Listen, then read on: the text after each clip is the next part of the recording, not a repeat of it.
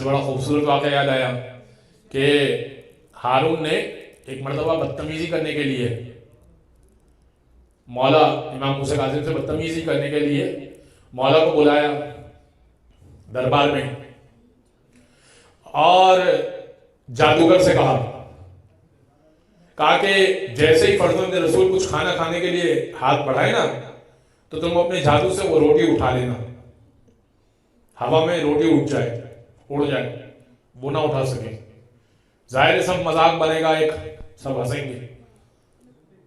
اس نے کہا ٹھیک ہے۔ اب دسترخوان سج گیا، جادوگر بھی بیٹھ گیا، مولا موسیٰ کاظم بھی بیٹھ گئے، اور اچھا ہارون کے دربار میں ایک بہت بڑا قالین لگا ہوا تھا جس پہ شیر کی تصویر بنی ہوئی تھی۔ ایک بہت بڑا قالین تھا جس پہ شیر کی تصویر بنی ہوئی تھی۔ جیسے ہی مولا موسیٰ کاظم نے ہاتھ بڑھایا اور لقمہ اٹھانا چاہا، روٹی کا نوالا توڑنا چاہا، تو اس نے جادو کچھ منتر پڑھا، روٹی ہوا میں اڑ گئی، سب ہنسنے لگے۔ مولا نے کچھ نہیں کہا۔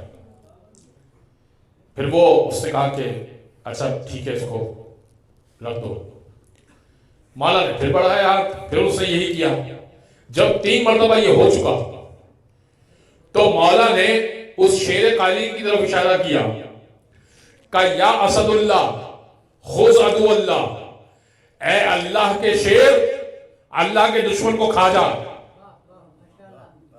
وہ شیر قالین میں سے مجسم ہو گیا، دربار میں نکلا اور اس جادوگر کو کھا کے نکل کے دوبارہ قالین میں چلا گیا۔ اب اچانک شیر آ جائے کسی بز میں، ہارون دنگ رہ گیا، کہنے لگا فرزند رسول غلطی ہو گئی، آپ اس کو کہیے کہ وہ واپس کر دے، شیر کو کہیے کہ وہ میرا جادوگر واپس کر دے، ہم سے غلطی ہو گئی، خطا ہو گئے۔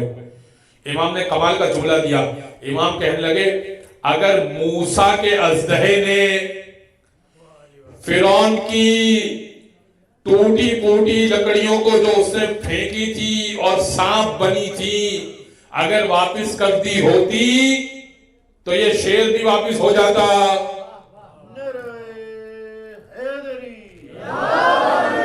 بھئی فرعون کے جادوگروں نے جو سانپ ڈالے تھے، اگر وہ سانپ واپس کیے ہوتے موسیٰ نے تو ہم بھی واپس کر دیتے۔